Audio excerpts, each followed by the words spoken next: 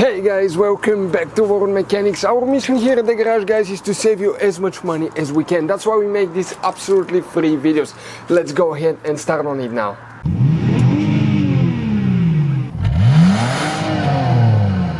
So let's start on it now.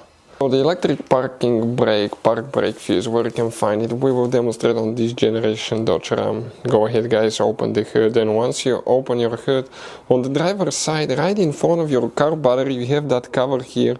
Here what you need to do, you have two tabs guys, one here, one there, press them, it opens, and on the inside you'll find the main engine fuse box with a layout like this one.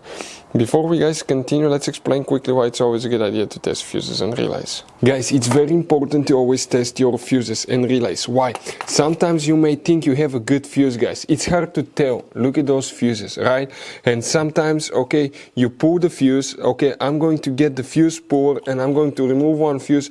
I want to show you on that 20 amp fuse, sometimes it's very unclear if that fuse is burned or not. You may not clearly see it. So always guys test them, because if you don't test the fuse, you assume it's good, you end up spending money, time and diagnostics for problems that do not exist, guys. So you can just waste your money and time. Always test your fuses, always test relays.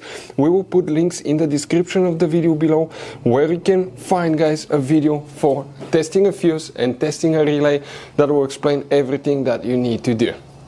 If you guys need to buy any parts, tools for your Dodge Ram, fuses, relays at a really good price, quick shipping, that way you do not waste money and time, we're going to put a link in the description of the video below for your convenience. Please check it out. So if you have the electric park brake, guys, which fuse you need to check? By the way, here you have all kinds of different fuses, relays that are super hard to find, especially if you're in a small town or in the middle of nowhere. One time we needed replacement, we couldn't get one and we were stuck, so always keep some spare fuses. That's our advice, guys.